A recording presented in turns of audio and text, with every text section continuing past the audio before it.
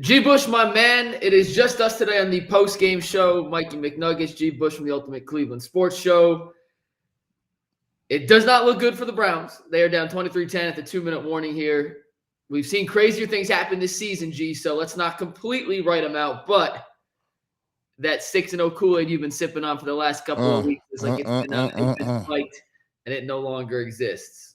Yeah, that Kool-Aid is out of here. And right now I want to use this opportunity to kind of break down some things, because I think the Browns have to really reevaluate some stuff. I think they got a lot of stuff to rethink. And the alarming part about it is, we thought there's a lot of positions on this field that the Browns were elite at in the beginning of the season. Then we found out that they were no longer elite. They were just average. And as the season continued to go on, you saw one or two things happen. Either the players on this roster, we overestimated what they were and how good they were, or the coaching staff is inept at the highest levels. It may be a kind of little bit of both. But when you watch this game, it's just very tough to see how the Cleveland Browns can be very optimistic going into 2023, regardless if they have Deshaun Watson, regardless if they have Myles Garrett, because you have to ask yourself, why does everybody else's players seem to play peak performance? Why do they always seem to come up with the plays? Why are they the ones making the plays? Why are we the ones making mistakes? It's mistakes you never happen. In the league, we had somebody run into a punter. My question is, why are you even in punt blocking that situation?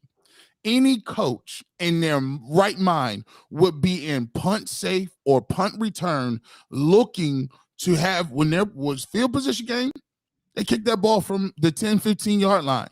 You're looking at a field position game early on, and you're saying, okay, now if we even fair catch this thing, we got the ball inside the Bengals territory, moving the football and try to get a first down here to get back into scoring position. And just for them to be in that position, McNuggets, is something that no coach would do in the NFL. No coach does that. It's just crazy. Yeah, so there's a lot of things we're going to get to. It's just G and I today, guys. No Jeff, no Bull. They'll be back hopefully next week. But we're going to do this piece by piece. We're going to go piece by piece. And Spoonie, and this is a great intro here. Spoonie says, there goes my Kool-Aid. You and all the rest of us, Spoonie. That is no longer a realistic thing here. Here's how we're going to do this, G. When it's just you and I, we have way more time to interact with people in the chat. If you guys have questions, we're going to do our best to answer as many questions as we can throughout this. We're going to talk about Deshaun Watson and his performance, better than last week. Is it MVP Watson? No, somewhere in the middle. We'll talk about that. We'll talk about Stefanski. We'll talk about Woods. We'll talk about not doubling Jamar Chase. Wow. We'll talk about Mike Prefer and the special teams play, which continues to leave us kind of scratching our heads. We're also going to talk about DPJ dropping a pass after playing a great game. Also, the offensive line. There's a lot of different facets. So, G, I'm going to ask you, where do you want to start? Do you want to start with Watson? He is the biggest story. Do you want to talk with the overall kind of outcome and snapping the streak? We can start with Watson. I thought Watson played a lot better than he did last game. I thought he came out. He was still a little winded. I think that the play he got fooled on Jesse Bates was a play that is if you keep going throughout the season, what you'll be able to do is see that a little bit better. He should have threw that ball with anticipation. That's one of those throws as a quarterback. You throw it now, let him run it up underneath it, and you got a completion. He waited until he saw it, which is another thing about the game speed. And it just goes to show you how the game speed is. Against the center, against a corner like Bates, or safety like Bates, he's already reading the quarterback's eyes, and he can get there immediately, right then. Boom. I'm going to run across the field, and if you hold it too late, I got the beat on you. I thought Watson had some really good throws. I thought he snuck the ball into Njoku a few times. I thought he did, solid. He played solid. I wouldn't give him, any A's or B's. I would probably say he played at a C+, maybe a B- if you want to get cute. But in general, I think Deshaun Watson played a Deshaun Watson hit a bad game for him, but it would be somewhere in the middle where Jacoby Brissett would have played, right? Missed some throws that made some good throws, right? Yeah, I thought Watson at certain moments in the game showed us who Deshaun Watson can be when he's back. The one throw Right. where he had a guy hanging on his leg and he threw it 16 yards downfield on a dime. Beautiful. Big That time. first out Big route to time. Amari Cooper, I think it may have been the first play of the game for the Browns offensively, was beautiful. There were moments when you could see, even when he didn't make the play, some of the way he's able to dance in the pocket and avoid getting sacked when other quarterbacks were set. Previous Browns guys were just going down there. He showed flashes of being Deshaun Watson, the Deshaun Watson we saw in Houston when he was playing at an MVP caliber level. He also at times looked like a dude who's played 1.5 football games in 700 plus days. Like he's still rusty, and he was certainly better than he was last week. I think it was actually impossible for him to take a step back from last week. That's how poorly I thought he played against the Texans. But the timing and I think his confidence and his willingness to let it rip, G. And you played, and we're going to get to, I see 3 super chats we're going to get to next. I want to ask you this. He goes back. To me, it seems like he sees a guy, he wants to let it rip, but he's not confident in the connection with the receiver where he's going to be, and he's hesitating just a tiny bit. And that hesitation is what's leading to some of these guys. They say they're not open, but in football, in the NFL, those windows are so tight, you got to either make the throw or it's not there. So do you think that just comes – I'm attributing that to it's just going to come with time, getting more reps with these guys. It probably won't happen this season or probably be when we see Deshaun Watson next season. But do you see that hesitancy that I'm seeing, or am I looking too much into why he's not letting it rip when that back foot on that 3-step drop hits and he's not letting it fire? Yeah, it's one of those things where, it's almost, it's like when you play quarterback, it's a faith thing. Like when you step back and hit the third foot, you throwing the ball a lot of times where the receiver isn't even out of his cut. He just has to turn around. Perfect example, the Jamar Chase touchdown. He didn't even see he did not think that ball was coming to him, and it landed in his stomach. And it was right there. And that's the type of things that we were talking about where, there are no windows that are wide open in a game. So sometimes it's a little difficult to get to those, but he has to throw it with a little anticipation. And I will say this too. There's a thing to be said for exactly what is our playbook. Because one of the things I've noticed in 3 years here, I've noticed something. I've noticed that people on other teams, Jamar Chase was open a lot. I mean, he's getting 10-yard speed outs, and he's got John Johnson on his back. I'm noticing every other team has a way to get me some gimme yards. Everything the Cleveland Browns do, no matter who's the quarterback, looks difficult.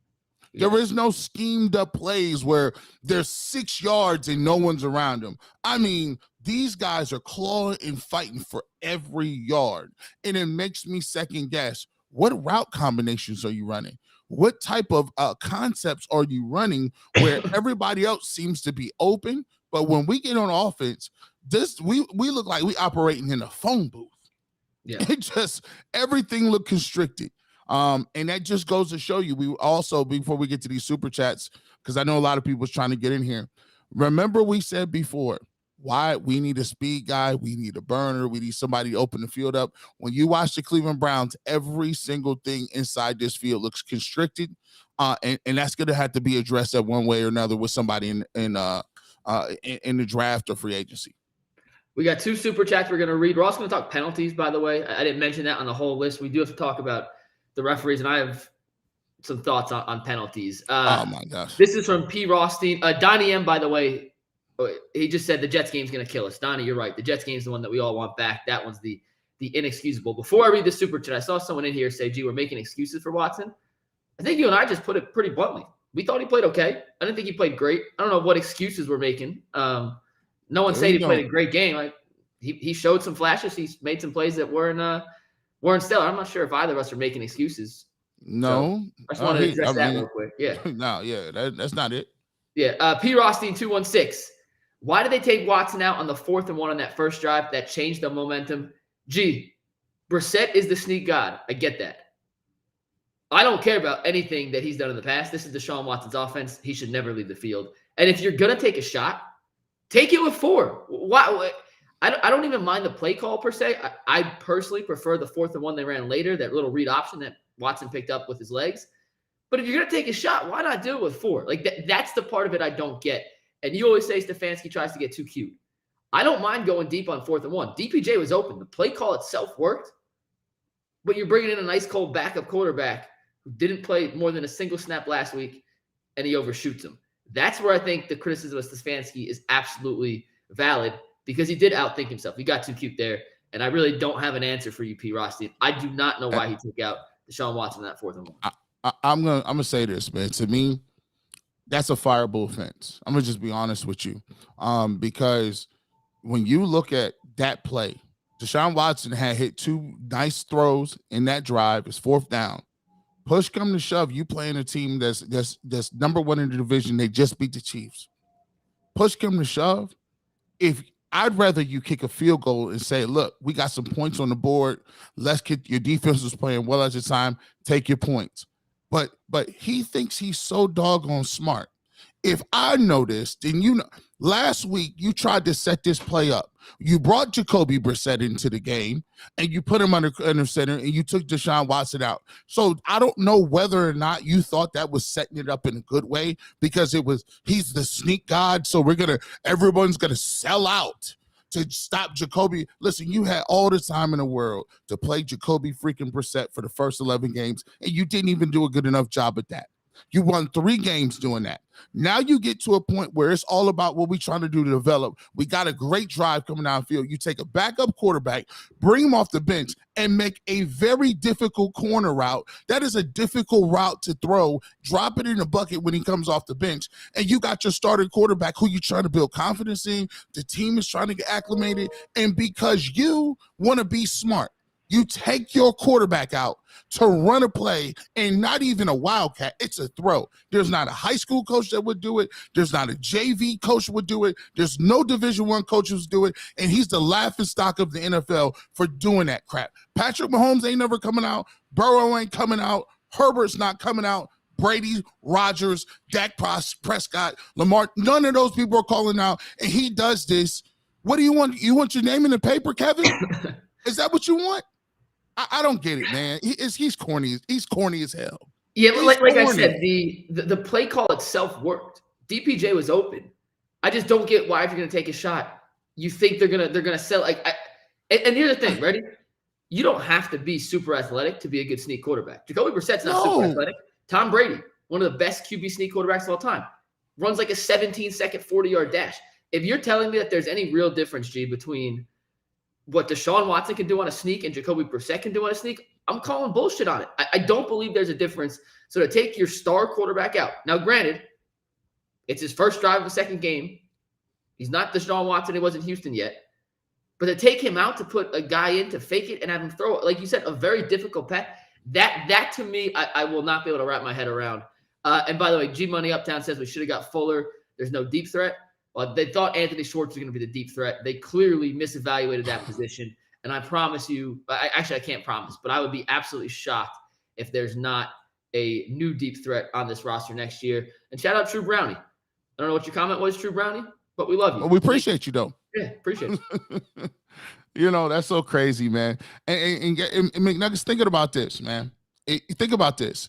And this is why this is so damning. The Cincinnati Bengals were down their number 1 tight end. The Cincinnati Bengals had no T. Higgins. Yep. Cincinnati Bengals had no Tyler Boyd. And the Cincinnati Bengals, when all you mentioned it earlier, I asked Tyvis before. I said, if you got only Jamar Chase, just one guy, why not double him and roll coverage his way every single play and let the other guys beat you? And you know what he did? They not only didn't double him, they still didn't play man-to-man on the coverage on the other tertiary receivers. The little small scat guys were getting wide open. It's like, I don't understand. And I know people don't like change a little bit, McNuggets, and it's hard to call for people's jobs and stuff. I get it. But as a defensive coordinator, let's just be honest, right? I could do it. You could do it. What Joe Woods is doing right now, anybody off the street can do. If you want to just rush forward and play base and have Myles Garrett and Jadeveon Clowney beat guys, sure. But to let Jamar Chase have 100+ yards and still have Taylor wide open and Ragnar, Lothbrok, and Thor, these dudes look like a bunch of Vikings. 5'10" Vikings were killing you today, and we can't stop nothing. Can't stop nothing. I used to play a lot of Madden back in high school. Like I was really good at Madden. Like you look like one of them dudes. You look like one of them good Madden dudes. I played way too much, like way too much. You know the only two defenses that work in Madden? Your basic cover 2, your basic cover 3. The blitzes don't work. They don't, and that's what Joe was just calling. Repeat. Now he did try to man up Jamar Chase a little bit today with Denzel Ward. And we'll talk about Denzel Ward at some point, I promise you, because he may not be $100 million cornerback. He's nowhere near that. Jamar Chase cooked him. I mean, Jamar Chase barbecue chicken. I don't think anyone can really cover that rookie for the Bengals. That rookie for the Bengals. He played awesome. Better than him. He played awesome. He's better than him.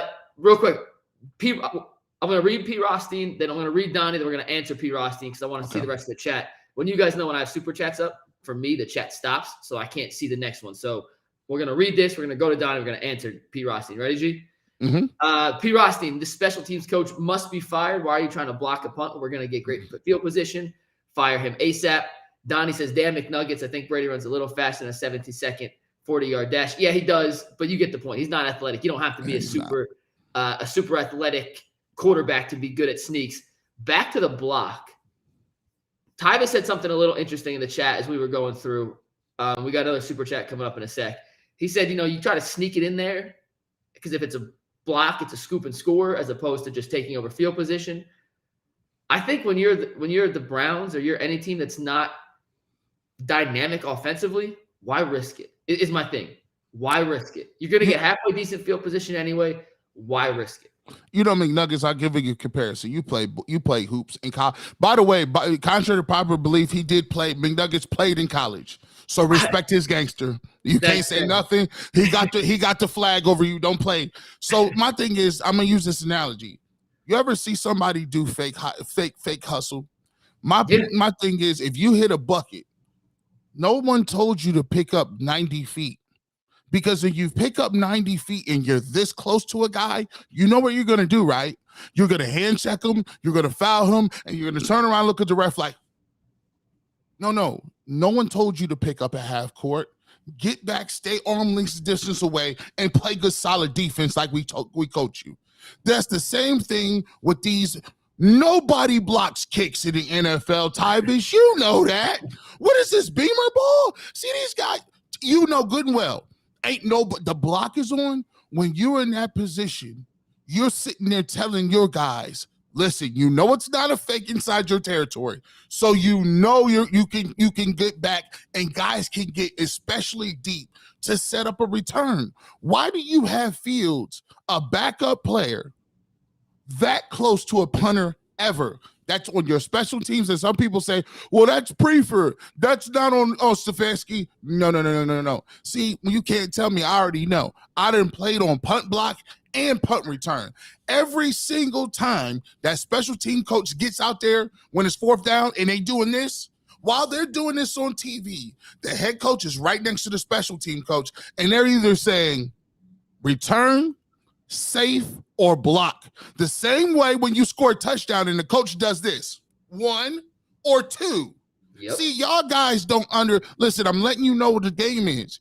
He's responsible for everything moving. You think they throwing challenge flags based on what Prefer saying, or is it Coach Stefanski?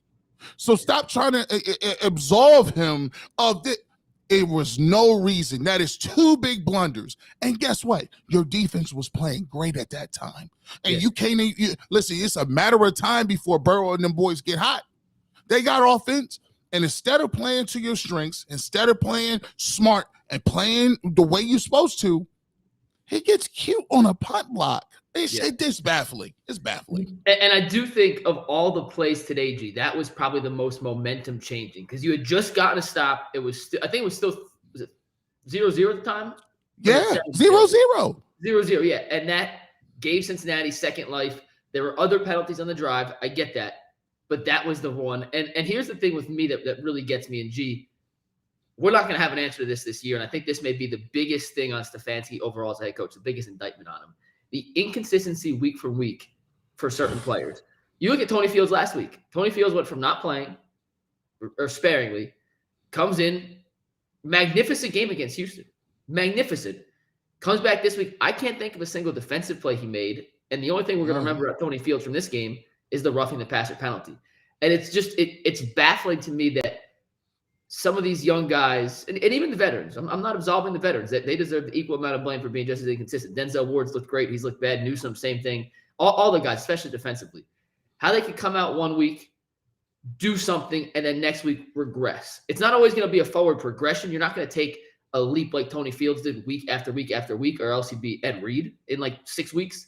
But you don't want to see them drop off and fall off a cliff immediately. And I thought we saw from a couple of guys this year, games where, one, they've looked – Jacob Phillips, a perfect example, too. Was it the Steelers game? Jacob Phillips had 14 tackles. We actually may have found our middle linebacker. And then 2 weeks later, he's completely benched. I mean, we see guys step up, and then they take a step back. And real quick, before we go on, because I want to get to the next Super Chat, G, you can answer that. True Brownie says Campbell is doing more with less talented Lions than Stefanski is – than Stefan Stinks, nice nickname, Stefan Stinks, is doing with the more talented Browns. Coaching matters. It absolutely does. And then one more from Christopher Brown. I'm sick of Stefanski calling the plays and Joe Woods needs to be fired. He calls wussy plays. I spend my money all week just for depression. It's hard to argue that they have not been good this year. So we feel your pain, Chris. 1,172 people in the building. We ask y'all to do a favor. We come on here and share your pain every single week at the 2-minute warning. Hey, so you ain't got a super chat. Just show love. Hit that like button for us one time. Subscribe to the channel. Hit that notification bell so you know when we come on. You catch the rest of our content. 1,172. We appreciate you guys, and we appreciate you supporting the 2-minute warning with the Cleveland Browns. We appreciate y'all supporting everything we do, whether it's the overtime content, which you can become a member if you want. It's just less than $60 a month for that exclusive content. It's over 2 hours a month of extra content no one else gets. If you just want to subscribe, we appreciate that. It all helps us in the long run. So thank you guys for helping us out. This is not a super chat, but I saw someone tweet this earlier, April. How about Kevin Stefan's Kitchens? After some of the play calls, a little channeling Freddie Kitchens back in the day. I thought that was pretty funny when I saw that earlier. By the way, Freddie Kitchens didn't have a bad offense. I mean, no. Odell had 1,000 yards. Jarvis had 1,100 yards. Nick Chubb had over 1,000. I mean, his offense wasn't really crazy. My thing is, and I talked about this on the pregame show when I was on the radio. I said, like, look, man, one of the things that we're going to have to really drill down, and I'm interested if you guys put it in the chat if you disagree with this or not. I'm trying to figure out what is his Stefanski's signature win. I can't think of a team that he's beaten where I was super impressed by the way they beat those teams, right? And that goes back to that completely goes back to the playoff run.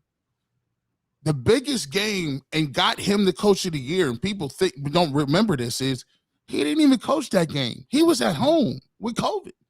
He was under protocol. So I'm looking, if you put it in the chat, we'll rock with it. I'm just trying to figure out what signature win was it. I can't even really tell you per se what he does well on offense. Like, what he does well on offense is scheme up plays for tight ends, and like the Njoku touchdown, to his credit, very creative, very effective offensive play. Now, was it cutesy and could it backfire very easily? Absolutely. But I do think he does a good job of scheming up plays for your secondary guys. Now, there's a legitimate argument to be made, G, that he does not utilize his best talent to the maximum abilities. Now, you saw that with Stephon Diggs in Minnesota. You saw that with Odell Beckham Jr. here. He does do a good job of getting the Harrison Bryants, the Njoku, some of these other secondary options open and get them the ball in creative space.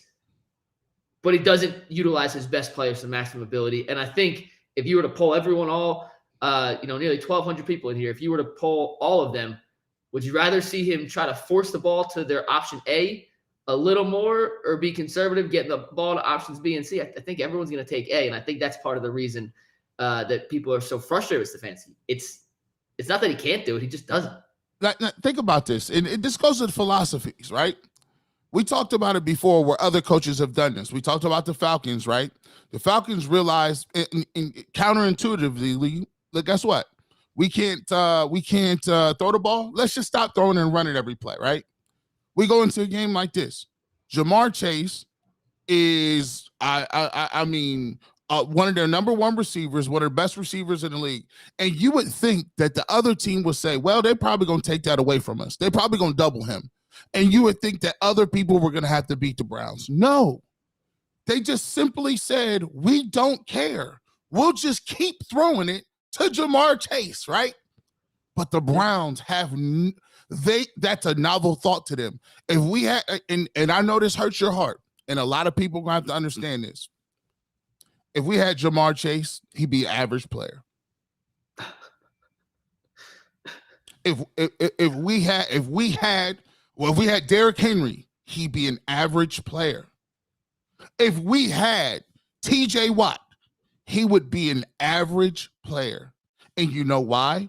Because the people that are in charge, we've all been in offices before, where the people that are in charge are incompetent. They lose money. They fire the wrong people. They promote their buddies. They do stuff that's stupid. And then they look around and say, well, we're paying this guy all this money. How come we're losing revenue? Because you refuse to put these people in a position and you won't go to them till the well runs dry. The NFL stands for not for long. And for the people who cannot figure out who the best players are, you'll be gone. It's just simple as that. And it might not be this year. It might not be the beginning of next year. But trust and believe. If the Cleveland Browns start 0-4, Kevin Stefanski will be gone. Oh, gone. So Andrew Berry will be gone, and we'll be doing it all over again. I'm telling you right now. So, I realized something watching the game today, and this, I don't know if it's a hot take, but it's certainly something we haven't talked about here. Deshaun Watson in Houston took 87% of his snaps from the shotgun. 87%. He's a shotgun quarterback. Can he go under center? Yes. Does he like to be under center? No. He's a shotgun quarterback. Nick Chubb's an I-formation running back. Nick Chubb is not a shotgun running back. They try to get the side-to-side plays instead of letting him run downhill. And Chubb, for as good as he is, and Chubb is an elite running back, is at his best going downhill, not east to west. And I don't know, and I didn't think of this till watching it today, G. Those two may not complement each other at all. And you kind of have to make a decision, and you're paying Watson a lot of money. Nick Chubb may not fit into with what they want to do offensively, and that scares the crap out of me. Let me tell you something, McNugget. See, you hitting on stuff. See, y'all can be mad at me for all y'all want. I've been here 3 years in this market. I said Joe Woods wasn't no good 3 years ago. I was right. I said Odell Beckham Jr. in the right system would be good. I was right. I told you that Kevin Stefanski be having problems getting playmakers stuff, right? So now we get to this point. Have you noticed where has the creativity in the run game going, right? See, what happens is you have Deshaun Watson, who is a shotgun quarterback. So instead of Nick Chubb getting the ball going downhill, now Nick Chubb is doing this read stuff, east and west running. And now what was happening is you got guys in the middle. A reader was just putting your center all the way in the backfield. Real quick, Reader was unbelievable today. And that's when we talk about not having a defensive tackle. That's why you get a dude like he single-handedly changed the complexion of the game. Who needs D tackles, McNuggets? Who needs them? The Browns desperately. You see what I'm saying? And now because you're going east and west, you don't get the combo block up top. You don't get a Teller or a Batonio giving them that third eye and then get to the next level. Everything is trying to be stretched. You can't stretch and reach a guy who's putting you in the backfield. It doesn't work. And so when you see Nick Chubb people say, what's wrong with the running game? The running game has nuances. The running game has different ways you can move at it. Off tackle plays, zone plays, gap plays, all those things count. And now you got it behind center and you're not getting the run game. So my thing is, if you're not going to get it that way with the run game, you got to have a vertical passing game, right? But they don't got a vertical passing game because they don't have a speed guy that can challenge anybody vertically. It's like, it's just like, I don't want to sit here and just keep going over this stuff, because after a certain point in time, people will tune you out and they say, like, yo, you just think you know everything. The problem is I don't even know that much. That's the scary thing. Them coaches on the other side that's putting 70 hours a week in know everything I'm saying and more. And these games come down to 2-3 plays, bro. That first drive where you get no points because you put Brissett in, that was points. The punt block where you got some dude blocking and you call a punt block and you rough the quarter, that's more points. You're done. You're dead right there. They got Shamar, Chase, and Burrow. The room for error was already this small, and he gives away room for error better than anybody I know in the world. P. Rothstein says, to my point, we don't have the team to run read option plays. This next one comes from G Money Uptown. You run pistol as the base, easy fix. I'm not sure it's as easy as that. I don't know the nuances. I don't know what that changes in blocking. Maybe that's the fix. If it is as easy as that, then let's hope Stefanski can make that adjustment. I personally don't think it's as easy as just going to the pistol, but I will defer to people who know the nuances of offense better. And then we have one more here from Christopher Brown. I do want to thank you guys for the show. It does help. This therapy for us, just like it is for you guys. We also got one more from James here.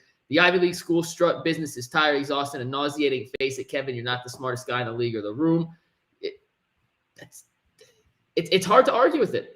It's hard to argue with what James B is saying. Not that Stefanski's the smartest guy in the room. As I was saying, though, before to the last one, this is therapy for us just like it is for you guys. Like contrary to what people think, we like talking about wins a lot more than we like talking about losses. I promise you it's a lot more fun to do this show after a win than it is a loss. So anyone who's like, oh, the media is out to get the Browns, I promise you, maybe national media, maybe. But we independent. Certainly not. We independent. Like for business, the Browns winning is huge. It's almost like saying that like when LeBron won the championship and they had extra playoff games. For business, that for bars and local eateries, that was life or death, right?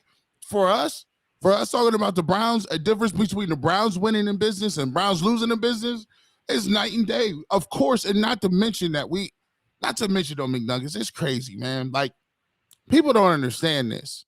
It literally pains me to see other teams leap you. Like the Bengals were just in the same place you were. They drafted Jamar Chase, they drafted Joe Burrow, and then they went to the Super Bowl. But I've been in this market, and I've heard every smart, media guy, and every smart dude tell me why continuity and why. Listen, it's easy, and no disrespect to Bull or whoever it is. It's easy for you to sit up here and tell me about what my team is doing when your team is winning. Don't give me that. I done put 41 years in, and I'm a youngin'.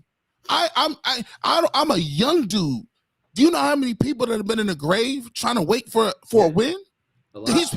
Like we don't got no. I watch Joe Flacco and Ed Reed beat our tails every week. I watch Andy Dalton beat us for the Bengals. I'll be damned if I'm sitting here on the accounts of Joe Woods and Kevin Stefanski running it back just because. No. I don't have time for that. I watched us get beat by down the liners before, and then I gotta watch you do it again just to say give him a shot. No, I'm cool with that, bro. All that give him a shot, that's a charity speech. You go to Salvation Army with that, bro. Pick up some groceries, ring the bell, because this ain't charity. This ain't about none of that. It's either you getting wins and getting better or you not. And I'm tired of sitting up here doing this, man. I'm just saying, we over it. And I speak for a lot of people. Y'all can cookie cut and rub people's shoulders and do all this kumbaya stuff and this, you're a knee-jerk reaction. Be better. I will be better. I will. And I will continue to call for people who suck. Get out. You could go get Mike Pettin back. You want him back? I don't. Jerry Winkler says, thanks, G and Nugs. This one hurt because we beat ourselves. And I think that's what we have to talk about next, G. The referees, the penalties. And here's my 2 cents on all that. I'm gonna throw this out here. We can react and we go down individually. 99 out of 100 times, the refs don't cost you a game. I didn't think the refs cost the Browns this game. I thought the refs cost the Browns the Baltimore game earlier this year when they called that phantom offensive pass interference against Amari Cooper. I don't think they cost the Browns this game. I think a lot of the penalties were pretty valid. Was everyone perfect? Absolutely not. Refs are never going to be perfect, but those false starts, that is what it is. As I said, not all of them, but a lot of them were valid. And at the end of the day, you go back to that first drive, or the first drive that Cincinnati scored on. If Tony Fields doesn't truck stick the punter, which you can't tell me that's a bad call, that was absolutely a penalty. The next 3 or 4 don't happen. And at the end of the day, it's partially on coaching, false starts, offsides. It's partially on coaching. It's also partially on the players. They're undisciplined. This team's undisciplined. It is what it is. And that's on the coaching side of it. But it doesn't matter how well you coach or what the coach is saying if you're going to jump off sides. Like that's not necessarily Stefanski's fault per se, but it's a culmination of the two because they're undisciplined and the penalties acted up. But let's not pretend that the refs were the only reason the Browns lost this game. You know, this also comes from a era of culture, right? See, the Cleveland Browns have been so bad for so long. You can't. It's only human nature. So when the Kansas City Chiefs do something right, and they play, you've seen the Kansas City Chiefs play, and they played at a high level. They've won games. They've won Super Bowls, all that good stuff. Andy Reid, Patrick Mahomes, MVP. So as a referee, when they do something wrong, you give them the benefit of the doubt because you start to think, oh, that's Patrick Mahomes. They really didn't do that, right? Or, oh, that's Travis Kelce. You know what? That might not be holding. It's only human nature. It's only because it's reinforcement. Those teams are always on TV. Those teams always seem to get the benefit of the doubt. But when you're the Cleveland Browns and people make jokes of you and all your coaches are passive for the last 12 to 20 years, here's what happens. They figure, what is the ultimate recourse if I do have a terrible call against the Browns? Nobody saw it. It's the 8th game on the schedule anyway. Is Roger Goodell going to get any pressure? No. It doesn't matter if you call a terrible call against the Cleveland Browns. You know why? Because they've told you you're self-checked. You are irrelevant. It don't matter if we make 10 bad calls against you. You ain't even going to raise a stink about it. See, a real dude, a real coach would do this. How much money I make? That's more than I made when I was working a minimum wage job. Here's how much money I make as a coach. I got $250 on that. That ain't nothing. I got $250,000 for the post game. You go into the post game and you give them every bit of worth that $250. You give them hell, and you tell them about Bottlegate, and you tell them about all the deflate gates, and you go in there and you get your money's worth. And you tell them it's too long that the Cleveland Browns have been coming up on the short end of the stick. And you know what? If it happened again next week, I'll be up here at this podium giving another $250,000. You know what that brings? Cameras. You know what that brings? It brings discord. So you know what that brings? People will be upset.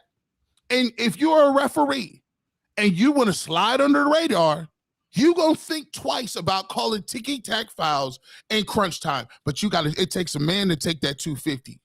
Hey, I don't care nothing about no money. I'll put my money down. Listen, you scared money don't make no money. If they got a pit of money and a pool of money for bounties, what you think I got for referees and me calling them out? I got all day over here.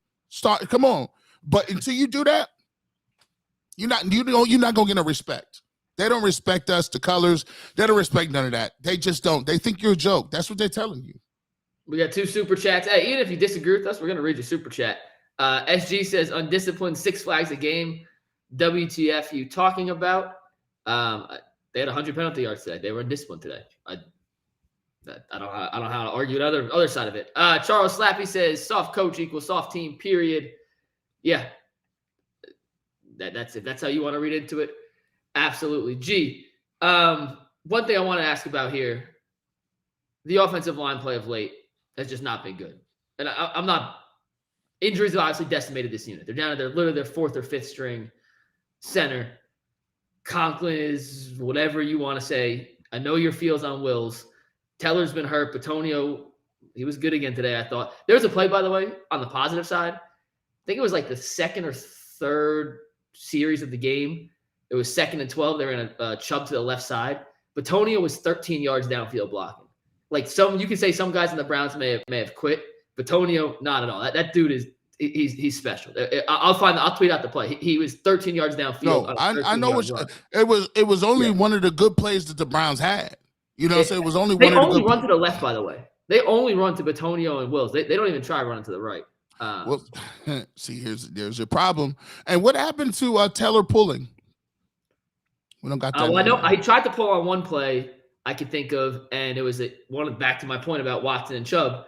It was one of those RPOs, but he was going sideways, and before he even got there, either Wills missed the tackle, the tight end missed the block, and Hendrickson was in the backfield, and he tackled Chubb before Taylor could even get to the block. Real quick, DB Dog 21 says at some point you have to stop being the company man. Someone on this team needs to be honest at the podium. Coaches on down are just too passive. If you expect, and this is no disrespect, DPD Dog 21, if you expect Stefanski to say anything at the podium, just keep on waiting. He's not going to say anything, and he will never say anything. So I agree with the point, but we're just not going to get it. I also want to be 6'4" tomorrow, and that ain't going to happen. So I say this like this, man, and this is. See, a lot of people, and I know how society is. I get it. When we're young, we're taught not to buck against authority, and we're taught that if a person got to a level of leadership, they got there because they were smart, intelligent, and earned a job. That's not life, people. I know people that are competent at every level, including the highest level in our government. Incompetent, corrupt, all the above, letter D. The point I'm making is, there were times where people won't ever want to hear this.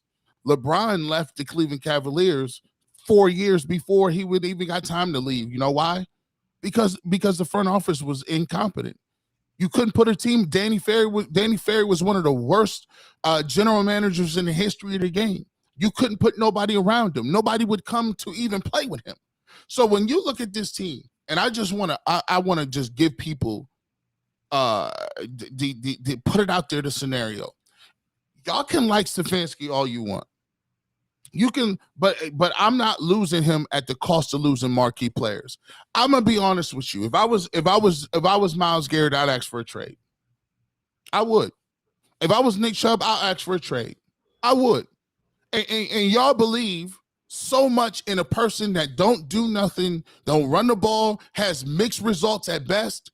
You telling me you want the coach over the marquee players? Because I'm gonna be honest with you. The only thing that's the difference is you want Stefanski holding up the sheet of integrity, talking to nobody, or you want a primetime edge rusher. Because I didn't already seen him walk Odell out of town and got nothing for him. I'd rather walk you out of town. What's easier to find, a coach or a receiver? A coach or a defensive end, a coach or a multi-talented back like Nick Chubb. And guess what? Y'all will do it too late because we always a day late on everything. I told y'all Baker wasn't no good 4 years ago. Run it back. Let's run it back.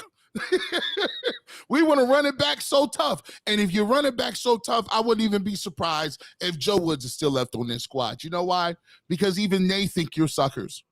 Joe Woods is just cashing checks right now. Nothing changes. What was the difference between John Johnson and 23? I'm going to just start calling him 43 because you're 20 times worse. I'd rather take 23 back. At least he hustled. And so I have a quote. I want to read this super chat. And G, I didn't think we were going to talk about this, but it's worth talking. You just brought it up. So Scotty Courtney says, little Kev always trying to be cute. AB can't draft or evaluate talent. Ironically, there are no dogs on this team, and that Ward contract is going to hamstring the salary cap for years to come. It's not looking like a good contract. That is absolutely a valid thing. So we talk about Stefanski, and I'm putting you on the spot here, so I may not have an exact answer. But coaches are easier to replace, but the reality is, how many really good head coaches in the NFL do you think there are right now? Are there 10 really good head coaches in the NFL? I don't think Zach Taylor's a good coach, and he went to the Super Bowl. Fair. I think that may be the outlier. Maybe. But my point is, I don't love Stefanski either. but I'm not sure you're immediately, unless you can bring in Sean Payton. Like, I'm not sure who the exact replacement is to get him in to replace it. Maybe it is Sean Payton. Like, maybe Sean Payton is the guy to bring in if he wants to come to Cleveland and coach. Offer him a key to the city. He would be the guy. I think if you could get him, he's the home run hire. But it's not. It's the same thing with Woods and the other guys. And just more of a general point than with the Browns. It's easy to say fire a guy. It's not always easy to find. My thing is how do you get lapped like that though, McNuggets? Listen, it's less of a defensive Stefanski. I thought he was not good today. Just in general, it's so easy. And I'm looking at the comments and everyone's fire. And yes, I do think Woods not here next year. I'd be shocked if Prefer's here. Stefanski's going to get the first couple of games to see what he does with Watson. But if you come in with Stefanski next year, which like I can't see him getting fired this offseason. Jay, you alluded to it earlier. He's going to get the first couple games. Then you start next season and you have an interim coach for most of the year, and it's really the circle just repeats itself. That's kind of what I'm getting at more than anything else. That's deadly. Let me tell you this. Here's the deadly part about it. If you get rid of Stefanski at the end of or anytime beginning in the year next year. So say for instance, anytime in 2023, you move away from Stefanski, you're on the doorstep of rebuild. Yeah, you're right on the doorstep. But you can't. And here's the thing, real quick. We got 2 super chats I got to read. You can't rebuild with this roster. They don't have the salary cap. You can't rebuild it. So G Money Uptown says, I know Brian Flores would have a team balling. Yeah, he'd be another guy. We got 2 more super chats. We'll run through these real quick. This is from Zach Zakiel Sheeler. I apologize if I pronounced that wrong. Zakiel. COVID years doesn't count for Stefanski. He's not a good head coach. Deshaun is not going to help. Well, a healthy Deshaun's going to help whoever's at the head coach position. Having an elite quarterback can make bad guys look good, and not having an elite quarterback can make good guys look pretty bad. And P. Rothstein, the Browns would have to give up draft picks, preferably first-rounders, which we have none of, just to get Peyton. Saints still own his rights. That's actually a good point. I forgot about that because he retired. Facts. I don't think he's a free agent coach for 2 or 3 more years. So, yeah, they're going to want that's actually a great point. Maybe all that Sean Payton stuff is nonsense because they don't have a first-round pick to give up. Maybe they could work out some sort of deal, but I did forget about that till right now. And thank you, P. Rothstein, for bringing that up. And one more real quick. A.V. Williams says that we pick up Lovie Smith when he leaves Houston for defensive coordinator. Certainly an option. I mean, I'm not sure he's the guy you want with this defense because he runs more of a cover 2 scheme. I think this is built on a cover 3 defense, but hell, the cover 3 is not working. So any change could be a good change at this point. Hey man, look, 1,200 people in there. Hit that like button. Stop playing. Hey, hit that like button for the holidays.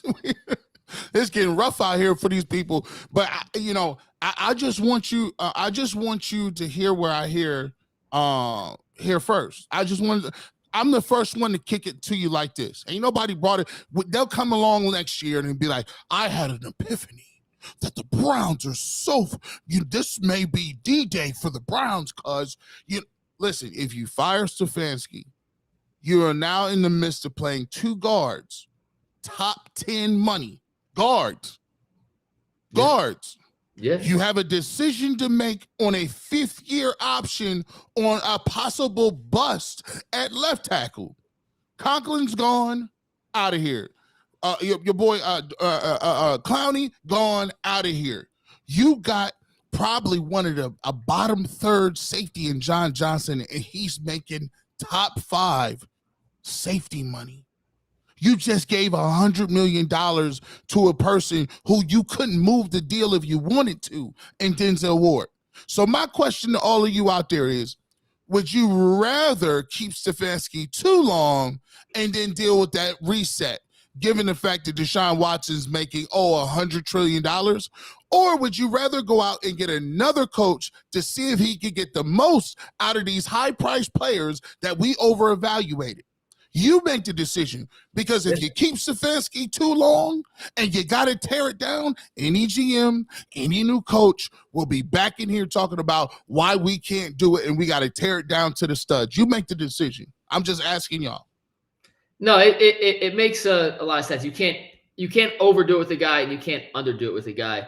But at the same time with Stefanski, and once again, I'm not coming off as defending Stefanski. I'm just trying to be the devil's advocate, the realist here in the room. So, but you being real, they're gonna keep him.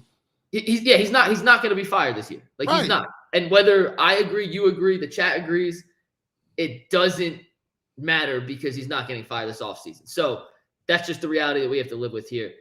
G, we got 10 minutes. We're gonna go on the positive side of things for the last 10 minutes here. There's been a lot of doom and gloom here, but let's go positive. I do want to remind to the 1,300 people in here, we are part of the Ultimate Cleveland Sports Show every Monday through Friday, 11 a.m. to 1 p.m. Make sure y'all tune in, hit that subscribe button if you guys don't mind. We appreciate it. You become a member. We do exclusive overtime content, $60 for the year. You get 2 hours of extra content a month.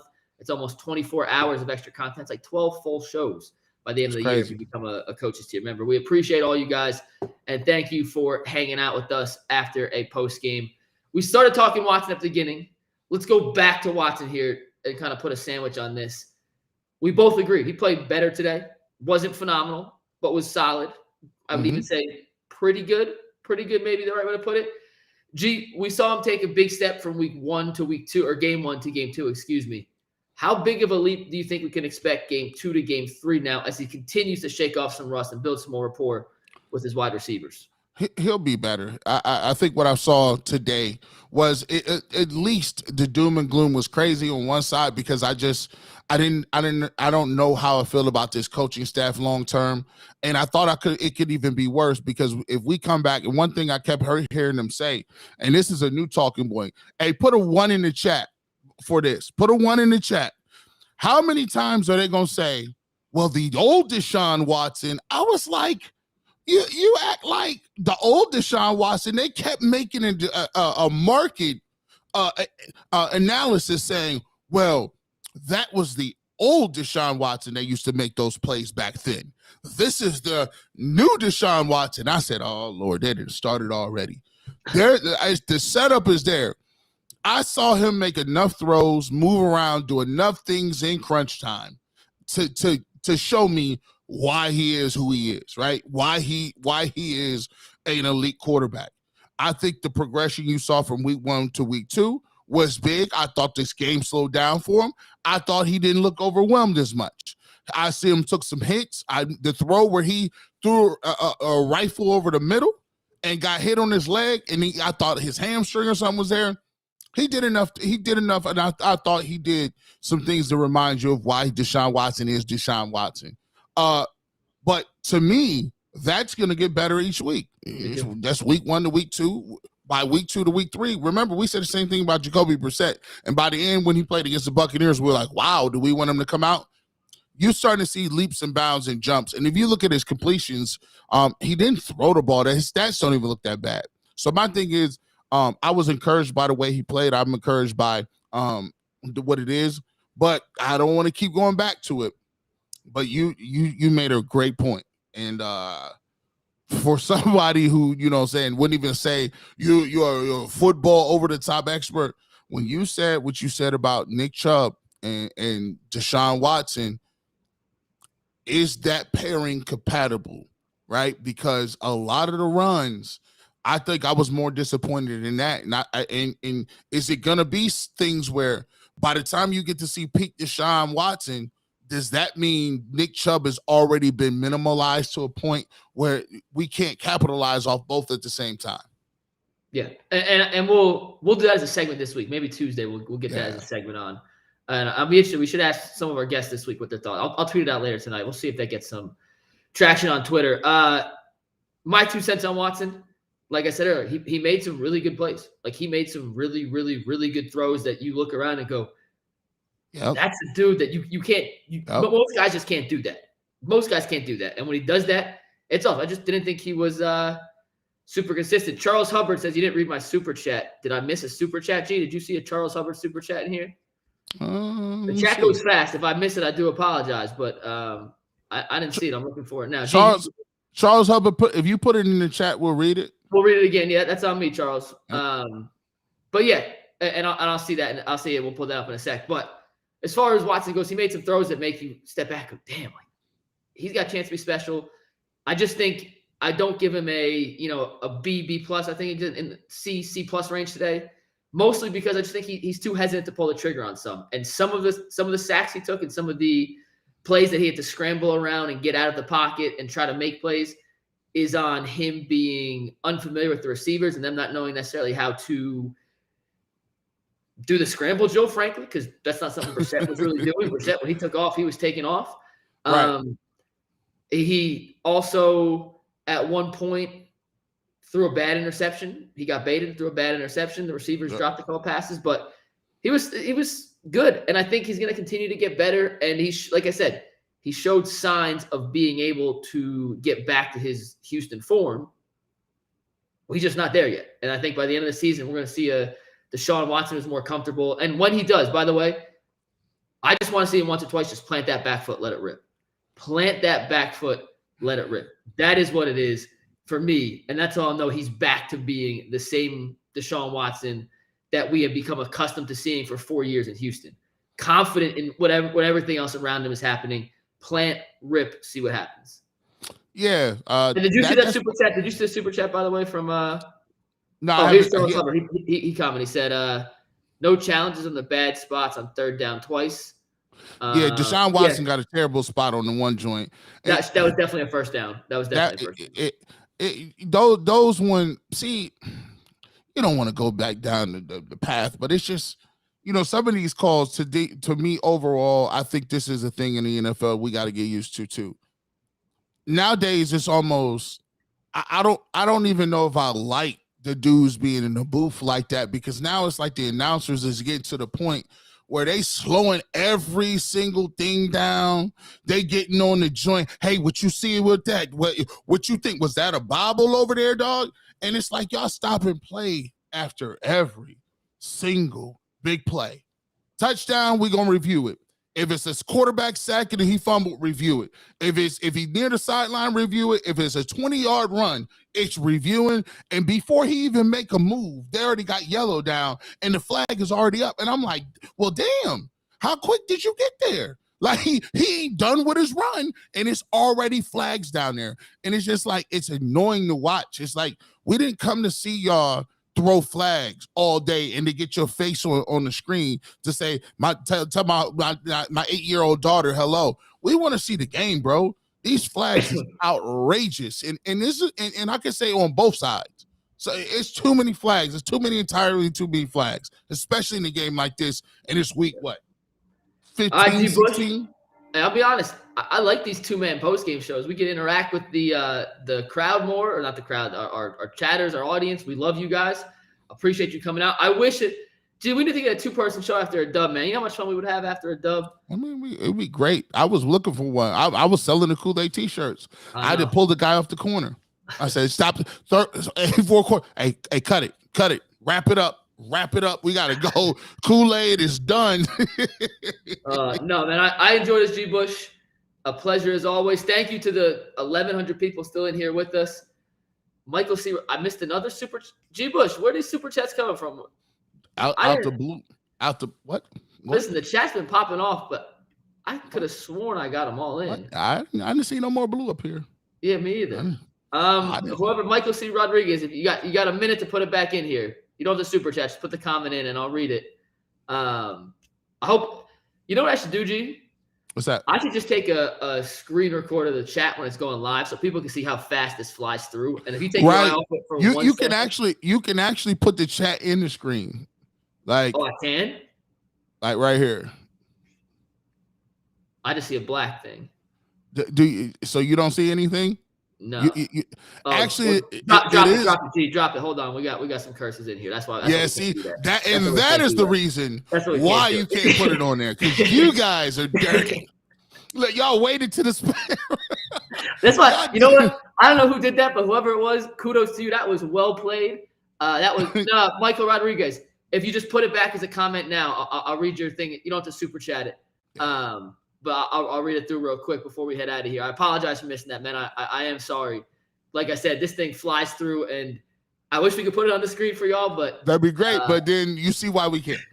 And listen, it's not that me and G care about the bad words. It is our company people that do not want that as part of their stream. So yeah, we appreciate you guys though, for real. This is a blast. G. Bush, man, you are a true professional. You know. Always fun. I'm gonna give Michael 30 seconds to get that back in here. If not, we'll try to get that. Try to get that again. But thank you guys. The Ultimate Cleveland Sports Show, Monday through Friday, 11 a.m. to 1 p.m. We got overtime content. You can become a member. If not, We totally understand. Just hit subscribe. It's free. It helps us out, and you get notified whenever we go live, no matter what it is. So thank you guys for watching. We wish the Browns had won. We're going to have the most lit post-game show after the next Browns W. I promise you, Deshaun's second as a Brown will be electric, especially because he did nothing in the first game when they won. So we want to talk about him in a win when he does something. Thank you guys again, and we'll see you tomorrow on the Ultimate Cleveland Sports Show. Later.